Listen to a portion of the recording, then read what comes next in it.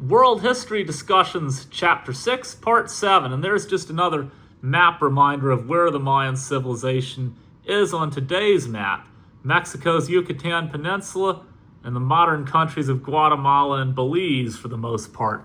I know I love maps and I can't get enough of them, but now we're still in the cultural part talking about Popol Vuh, the creation myth of the Mayans. So according to Popol Vuh, the gods created humans out of maize and water, which became human flesh and blood. The gods kept the worlds going in exchange for sacrifices, most important of which was human bloodshed, so the gods could send rain. And you can see a picture right there of somebody cutting, I think, their tongue or whatnot, and a Mayan king, and holding a torch as a woman draws blood, and then they'd run ropes through there so more blood would be shed. And even when the Mayans would capture prisoners of war, which we were talking about in the last couple videos, prisoners of war would first have their fingers and toes cut to make them bleed. Then they'd be killed through decapitation. But this was not merely a torture tactic. It was actually, as our catchy opener showed, really considered honorary to have bloodshed. And this brings us finally to the rubber ball game, which you can see in that picture right there.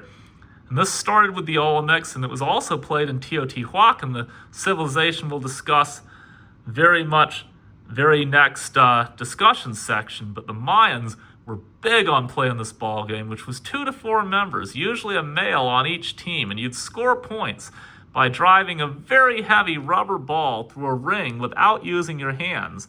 Almost all Mayan cities had ball courts, and in some cases, the stakes of the game were the very lives of its players.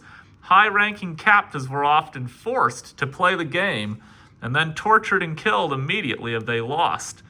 However, some courts had the skulls of sacrificed players too. However, today, some people think that being sacrificed to the gods was such a high honor that it may have actually been the winners who were sacrificed rather than the losers. Now I'm going to go off on a bit of a tangent and say that this bloodletting and blood sacrifice became a big thing with later societies that we won't get to in this chapter, such as the Toltecs and the Aztecs.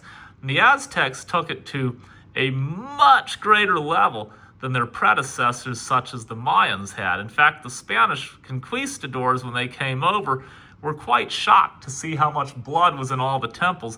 This will be chapter 20 when we get to the Aztecs, and won't be till chapter 24 that we get to the Spanish conquistadors and the conquest of the Aztecs. So that's much later in these discussions, but the Mayans were pretty big bloodshedders, but not to the extent that the Aztecs were. Anyway, that's pretty much it on the Mayans. To sum it up, you had the first capital of Camino-Juyu, an early Mayan society, which then moved to Tikal, and Tikal was the peak of Mayan society from about 300 to 700 CE, and then the Mayans went into decline, with the only major city that wasn't in decline being Chichen Itza, and by 1000, Chichen Itza was in decline as well. But there was another era of the Olmecs to the opposite direction from the Olmecs, and that was Teotihuacan in modern Mexico City, and they were contemporaries of the Mayans, and we're going to discuss them in the very next video.